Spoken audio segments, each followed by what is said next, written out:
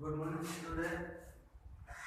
कल हमने how where के जो लेसन था उसके बारे में पढ़ा था और उसके बारे में बहुत सारी चीज़ें डिस्कस की। कैसे वेट इम्पोर्टेंट है, हिस्ट्री की नॉलेज है, ये सब चीज़ें हिस्ट्री की जो डेफिनेशन है वो सब हमने पढ़ी थी। आज हम कॉलोनाइजेशन के बारे में पढ़ेंगे। कॉलोनाइजेशन मीन्स कंपनी का शासन। कॉलोनाइजेशन मीन्स कंपनी का शासन मतलब एक कंपनी जो व्यापार के उद्देश्य से आती है वह व्यापार करना शुरू कर देती है और धीरे धीरे उस व्यापार को बढ़ाती है और बढ़ा के फिर पूरे उस एरिया को अपने कंट्रोल में ले लेती है। सेंट्रल पावर होता है वो किसके पास होता है? कंपनी के पास। तो ऐसे करके जो यूरोपियन देश है वो व्यापार के उद्देश्य से जाया करते थे और अलग अलग देशों में व्यापार के उद्देश्य जाते हुए वो वहाँ शासन स्थापित करना शुरू कर। यह था कॉलोनाइजेशन। जैसे कि डेफिनेशन से पता चलता है colonization is a process by which a central system of power dominates the surrounding land and its component. Colonization एक प्रक्रिया है जिसके थ्रू जो सेंट्रल पावर है वो पूरे जो एरिया पर अपना शासन स्थापित करते हैं, अपना प्रभाव डालते हैं। भारत में कॉलोनियल रूल रहा, कंपनी पावर रहा। भारत में ब्रिटिश कंपनी आई, उन्होंने शासन शुरू किया और उसका प्रभाव पूरे भारत पर पड़ा। भारत पर वो व्यापार के उद्देश्य से आए थे और भी कई कंपनियां आई पर ज्यादा समय तक वो टिक नहीं पाए। ब्रिटिश कंपनी आई, उन्होंने शासन शुरू किया और शासन शुरू करने के बाद उन्होंने जो हमारी संपत्ति है उन संपत्ति को लूटने का कार्य शुरू कर दिया। इस प्रकार से वो भारत की जो इकोनॉमी जो है रीढ़ की हड्डी कहलाती है, भारत की जो इकोनॉमी है और भारत उस समय बहुत समृद्ध हुआ करता था। उस समृद्धि को वो धीरे धीरे लूटते हुए अपने देश में उसका उपयोग करने लगे। ऐसे अमेरिका और अन्य देशों पर भी शासन किया था जो कॉलोनियल रूल था। फिर हम डिस्कस करेंगे how to be no administration. हमें ये जो शासन तंत्र का ज्ञान कैसे प्राप्त हुआ, इसके लिए भी ब्रिटिश गवर्नमेंट को भी श्रेय देना पड़ेगा। जब हमारे यहाँ ब्रिटिश का शासन चल रहा था, 1857 की क्रांति होने के बाद कंपनी शासन का अंत हुआ और ब्रिटिश शासन की शुरुआत हुई और उसी के साथ हमने जो अलग अलग रूल लाए गए, उन रूल के आधार पर हमारा संविधान बना। सभी चीजों में से कुछ न कुछ, सभी देशों के संविधान से कुछ न कुछ लिया गया था और भारत का सबसे बड़ा संविधान बना। तो इसका श्रेय भी ब्रिटिश गवर्नमेंट को ही जाना चाहिए, क्योंकि जो आज हम विकसित देश की तरफ आगे बढ़ रहे हैं, विकसितता की तरफ आगे बढ़ रहे हैं, उसमें जो अंग्रेजों ने हमारे यहाँ विकास कराया उसी की देन। हर कोई कंपनी शासन करती है तो वो कुछ पॉजिटिव भी होते, कुछ नेगेटिव होते। हमारे लिए पॉजिटिव ये था कि उन्होंने यातायात के साधनों का, परिवहन जो भी साधन है उनका ज्यादा से ज्यादा उपयोग किया, भारत में विस्तार भी किया। उनका रेलवे लाइन का निर्माण शुरू कराया और भी अन्य कार्य किए, जिसके थ्रू भारत धीरे धीरे प्रगति की ओर बढ़ने लगा। दूसरी तरफ जो नेगेटिव थे वो भारत की संपत्ति जो यहाँ उपयोग में आनी चाहिए वो वहाँ उपयोग में आए। टेक्नोलॉजिकल चेंज और अन्य चेंज भी बहुत हुए भारत में ब्रिटिश काल के समय। बहुत सारे एग्जाम्पल मिलते हैं। पहली रेलवे लाइन बिछेगी, वो अंग्रेजों के शासन काल में बिछेगी। ट्रांसपोर्ट का जो पूरा जाल बिछाया गया वो भी उसी के समय शुरू किया गया। शिक्षा में भी भारत को उन्नति तक पहुंचाया, अंग्रेजों ने इंग्लिश शिक्षा का प्रचार किया। तो ये सब तथ्य भारत को एक मतलब अंग्रेजी शासन जो कॉलोनियल रूल था उसके बाद जो शासन की शुरुआत हुई, उस शासन की शुरुआत से एक पॉजिटिव हुई। हमने पहले पढ़ा था 1885 में जो कांग्रेस की स्थापना हुई थी, कल ही पढ़ा था हमने। उसमें जो कांग्रेस की स्थापना का भी ये पॉजिटिव था कि लोग विरोध कर सकते थे, अपनी बातों को रख सकते थे सरकार के सामने, उनको ये छूट दी गई। और कांग्रेस एक ऐसी सत्ता थी जो विरोध करने का एक अलग तरीका था, उनका विरोध करने के लिए पत्र व्यवहार इन सबका उपयोग करते थे। ट्रांसपोर्ट और कम्युनिकेशन में बहुत ज्यादा सुधार हुआ और ये सुधार आज हमारे लिए बहुत ही फायदेमंद सिद्ध होता है। भारत विकसितता की ओर अग्रसर है, इसका श्रेय जानना चाहिए तो अंग्रेजों को जानना चाहिए। भारत हमेशा से अधीन रहा है दूसरे देशों में। सबसे पहले जो मुगलों का शासन चला अंग्रेजों से पहले, उसके बाद अंग्रेजों का शासन चला, तो उन सब चीजों को अडॉप्ट किया भारत ने। और अडॉप्ट करने के बाद भारत एक मिश्र सभ्यता बनी। मिश्रित सभ्यता मीन्स मुस्लिम सभ्यता का भी कुछ अंश मिलता है, ईसाई सभ्यता का कुछ अंश मिलता है, सभी सभ्यता का अंश मिलकर एक भारत एक संपूर्ण विश्व की तरह एक छोटा विश्व कहलाता है, क्योंकि सभी धर्म आ जाते हैं। छोटा विश्व भारत एक मतलब पूरे विश्व में अलग अलग जाति धर्म आधार पर लोग रहते हैं और भारत एक छोटा विश्व की तरह है, क्योंकि इसमें सभी धर्मों के लोग सांप्रदायिक सौहार्द के साथ, प्रेम के साथ, भाईचारे के साथ रहते हैं। अब इन सभी चीजों का जो रिकॉर्ड है, चाहे किसी में भी उन्होंने सुधार किया हो, कम्युनिकेशन में हो चाहे ट्रांसपोर्ट में हो, उन्होंने सुधार किया, उसका पूरा रिकॉर्ड रखा और वो रिकॉर्ड संयोजित किया गया एक जगह जहाँ पूरे रिकॉर्ड रखे जाते हैं। और उन रिकॉर्ड से हमने जाना कि how do we now about the administration. हमने इससे जाना ये जो रिकॉर्ड रखे गए थे अंग्रेजों के द्वारा, उन रिकॉर्ड को जब खंगाला गया, उनको ढूंढा गया, तो उनमें से हमने ये जाना कि एडमिनिस्ट्रेशन क्या है। और एडमिनिस्ट्रेशन के बारे में हमें बहुत सारी जानकारी रिकॉर्ड से मिली।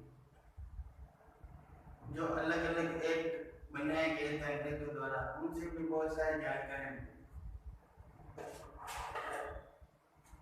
सोर्सेस ऑफ इंफॉर्मेशन,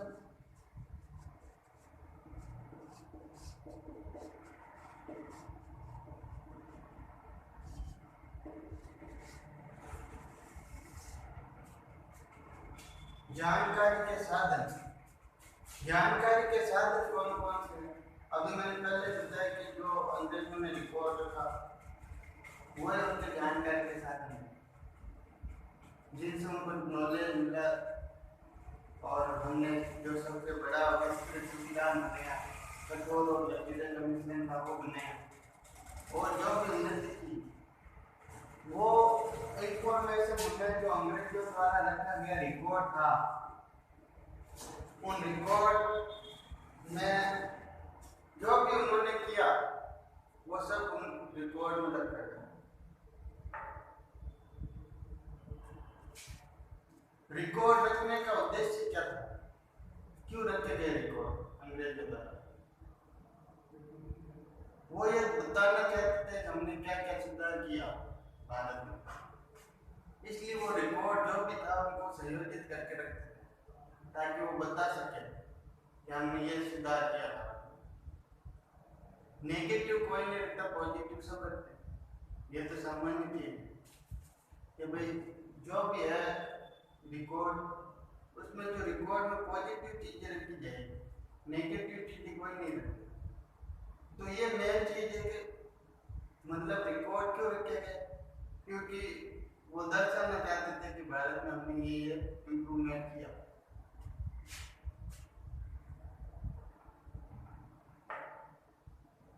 और रिकॉर्ड रखने का एक और उद्देश्य भी था।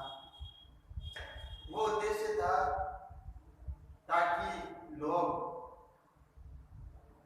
जो भी मतलब इतिहास जब आगे जानने की कोशिश करेगा कि क्या इम्पोर्टेंस है इनका, तो वो इतिहास बनाने में भी बहुत मददगार सिद्ध होता है। इतिहास बनाने में ब्रिटिश काल का इतिहास जो रिकॉर्ड से हमें पता चलता है, तो वो इतिहास बनाने के लिए भी वो सोर्स बहुत इम्पोर्टेंट है।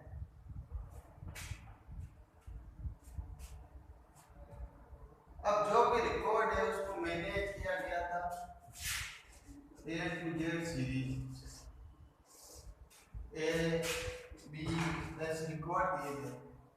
उन रिकॉर्ड के थ्रू हमें जानकारी मिलती है कि रिकॉर्ड ए में क्या, बी में क्या, सीरियल बाई, ताकि मतलब पूरे तरीके से व्यवस्थित रिकॉर्ड रखे गए। जो भी ऑफिशियल रिकॉर्ड थे, सर्वे थे, न्यूज़पेपर थे, मैगजीन थी, ऑटोबायोग्राफी थी, जो भी रिकॉर्ड थे वो सब संयोजित करके रखे गए थे।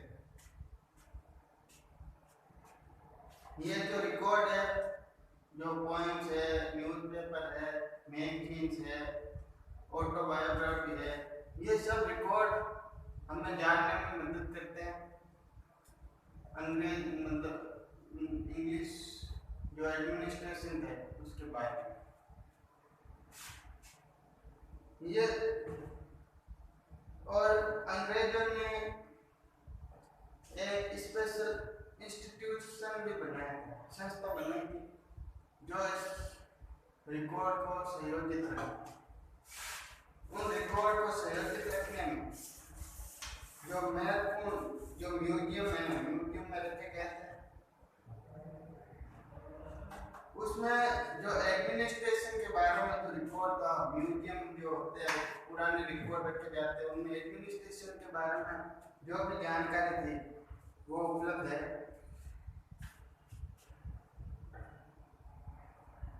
19वीं शताब्दी में भारत के हर एरिया में एक रिकॉर्ड रूम बनाया गया जहाँ वहाँ के सारे रिकॉर्ड रखे जाते थे और रिकॉर्ड से हमें जानकारी मिलती थी कि ये रिकॉर्ड कितने कारगर सिद्ध होंगे भारत के आगे।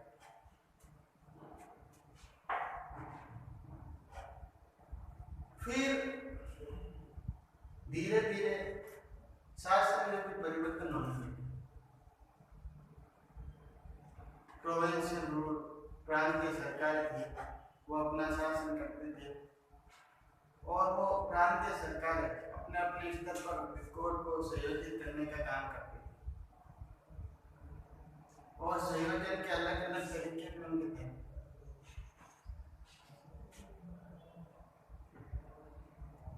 ये जो इतिहास फिर आगे जो श्रेय जाता है इतिहासकारों का, उन्होंने उनको कैसे संयोजित किया और कैसे हम जो धीरे धीरे इतिहास के पन्नों में ये चीजें जुड़ती है,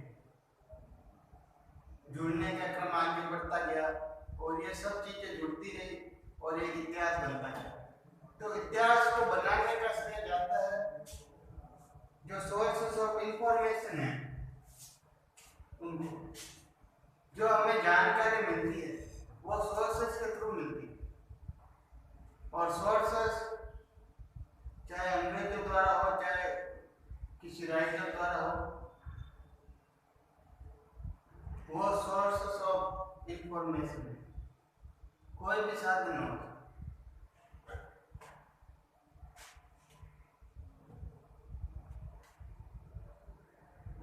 अब जो ऑफिशियल रिकॉर्ड थे उनका महत्व क्या है, इंपॉर्टेंस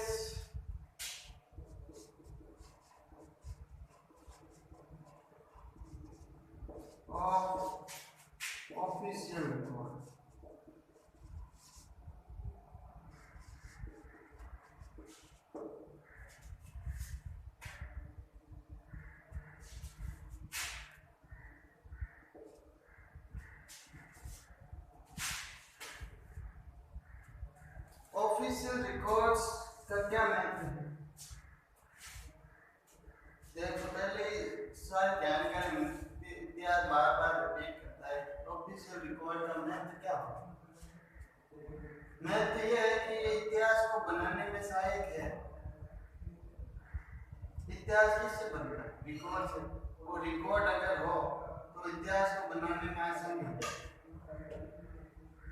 अगर हमें किसी काल के सिक्के मिले तो सिक्के उस काल के रिकॉर्ड को दर्शाता है कि ये सिक्के इस सन में बनाए गए थे। सोने के सिक्के जिससे पता चलता है समृद्धि है उस एरिया में, समृद्धि को दर्शाता है सोना। उस समय की जो सोने के सिक्के, चमड़े के सिक्के चलते थे तो वो निर्धनता को दर्शाता है कि भारत की उस समय दयनीय स्थिति।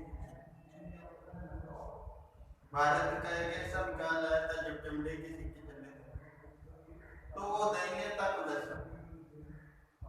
तो हर चीज जो इतिहास में संयोजित की गई, जो लोगों द्वारा संयोजित की गई, जो विद्वानों द्वारा संयोजित की गई, जो राजाओं द्वारा संयोजित की गई, वो सभी चीजें ऑफिशियल रिकॉर्ड्स, क्या ब्रिटिश द्वारा हो, चाहे राजाओं द्वारा हो, चाहे कवियों द्वारा हो, जो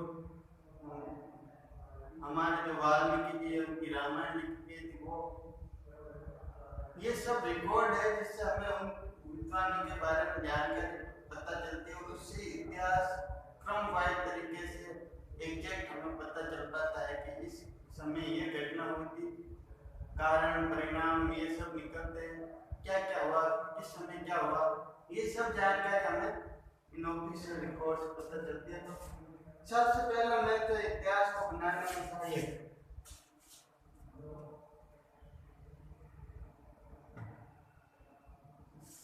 अब दूसरी जो ब्रिटिश काल में दिखाई देती है, ज्यादातर हम इस सेशन में ब्रिटिश काल के बारे में पढ़ेंगे। उनकी जो पॉलिसी कैसी थी, उनकी जो नीतियाँ, पॉलिसी नीतियाँ उन्होंने क्या क्या डिसीजन लिए, कौन कौन से एग्रीमेंट किए, प्लानिंग क्या थी उनकी, ये सब चीज़ों की जानकारी हमें ऑफिशियल रिकॉर्ड से मिलती है।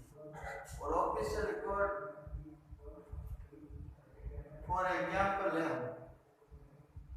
कोई बच्चा जैसे 10th 9th में या 8th में है, 8th में उसकी मार्कशीट खो गई, 2 साल बाद वो जब विद्यालय जाता है तो विद्यालय जाएगा तो वो अगर कहेगा कि मेरी मार्कशीट खो गई, मुझे दूसरी चाहिए,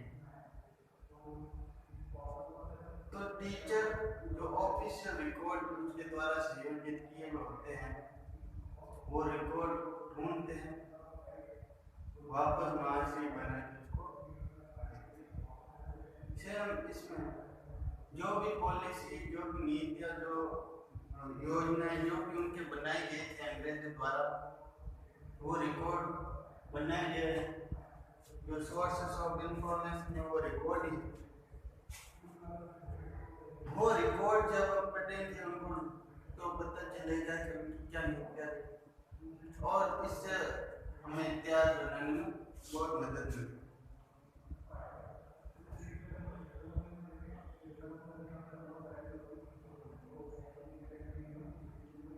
तो ये सब जानकारी हमने ली। ऑफिशियल रिकॉर्ड का क्या महत्व है? जब इतिहास के बारे में अगर चर्चा की जाए कि इतिहास को बनाने में एक ऑफिशियल रिकॉर्ड का क्या महत्व है, तो ऑफिशियल रिकॉर्ड है तभी वो इतिहास बना, उसके बिना कभी नहीं बनता। हमें सन जो होते हैं, डेट वगैरह, उनके बारे में कोई जानकारी नहीं है। कई ऐसे विद्वान रहे जिनका कोई इतिहास नहीं रहा, तो हम उनके बारे में कुछ जान नहीं पाते। ये नहीं जान पाते, इसकी वजह क्या है? क्योंकि उसका कोई रिकॉर्ड है ही नहीं। तो रिकॉर्ड नहीं है, इसके कारण हम उनको जान नहीं पाते। 1771 में जो रिकॉर्ड रखने की प्रथा शुरू की थी अंग्रेजों ने, वो अपने जो भी व्यापार या जो भी करते थे, प्लानिंग क्या थी उनके करने की, वो सब रिकॉर्ड लिख के रखते थे।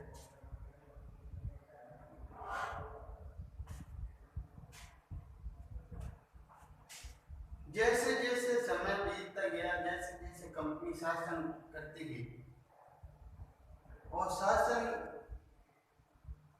करती गई तो रिकॉर्ड भी बढ़ते गए। रिकॉर्ड बढ़ने के बाद जैसे जैसे रिकॉर्ड बढ़ते गए उनके द्वारा पहले प्लानिंग करके संस्थाएं बनाई गई थी, तो उन प्लानिंग के अकॉर्डिंग वो रिकॉर्ड भी रखते थे पूरे,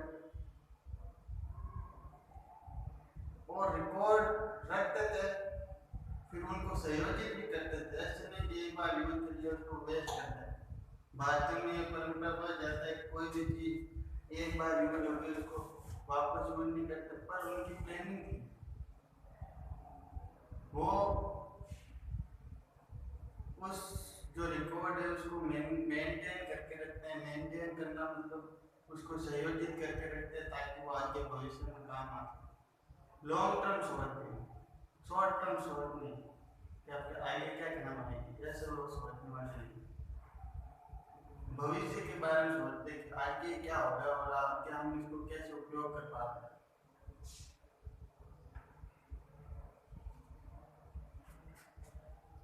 ये गाइड है Indian official record. Indian official record जो 1600 से लेके 1858 तक की जो कंपनी का रिकॉर्ड है उनमें इन सब के बारे में जानकारी नहीं थी।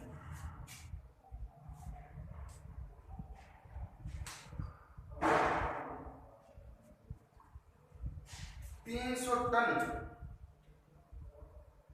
जो पेपर है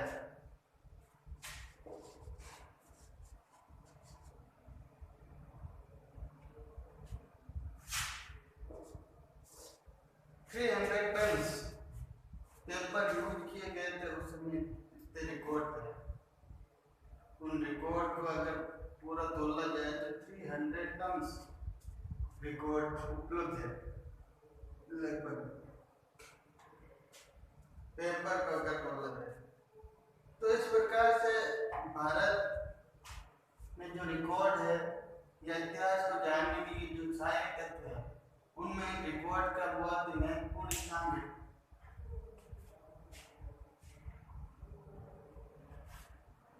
और ऐसा नहीं कि इसमें कोई डुप्लीकेट रिकॉर्ड है, ओरिजिनल रिकॉर्ड है उसकी संख्या 300 टन में थी, बाकी डुप्लीकेट तो अलग था। तो ये सब चीजें इतिहास को जानने में सहायक है। ऑफिशियल रिकॉर्ड को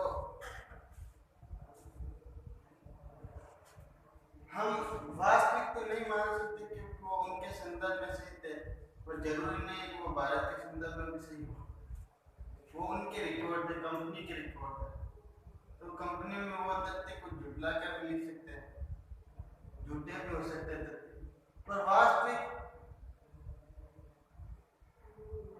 कुछ तो सच्चाई थी और कुछ झूठे भी होते थे। तो इनको वास्तविक रूप में सच्चा नहीं माना जा सकता।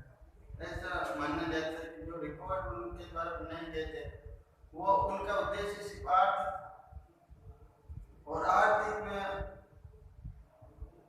गतिविधि होती है, उसमें चालबाजी भी होती है। तो इस कारण ये रिकॉर्ड इतने सच्चे नहीं है।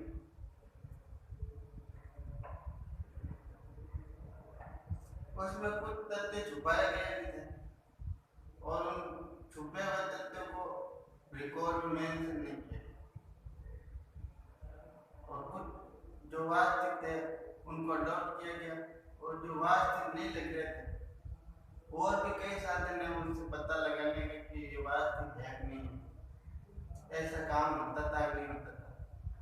मतलब जो कंपनी शासन करती थी किसानों के प्रति दो नीतियां थी, soft and hard. Soft hard दिखावे के लिए सॉफ्ट नीति और प्रोसेस हार्ड। कागजों में सॉफ्ट नीति दिखा देते थे, हमने इतना फायदा किया किसानों के, पर दूसरी तरफ वो किसानों को मतलब लूटे, लूटते थे। पर पेपरों में क्या रिकॉर्ड है कि हम इतना टैक्स लेते थे, अब 3 गुना 4 गुना उसको बढ़ा करके ले सकते। रिकॉर्ड में जो लिखा हो वो जरूर बोले। फॉर एग्जाम्पल अभी मॉडर्न टाइम में हम एग्जाम्पल ले, किसी भी चीज की जैसे रेट निर्धारित होती है, उस रेट निर्धारित होने के बावजूद जैसे कोई काम कराना आपको 50 रुपये मीटर पर लगते हैं, उसके 100 रुपये, तो ये सामान्य रूप से लूटे, मतलब लूटना कहलाता है। इसको 100% लूट लेते। इसी प्रकार से जो रिकॉर्ड थे दिखावे के लिए 100% थे, पर उसको जो लागू नहीं किया जा सकता। तो वास्तविक रूप से ये रिकॉर्ड है, ये हम सच्चे नहीं मान सकते, पर रिकॉर्ड कुछ सच्चे भी थे और कुछ नहीं थे।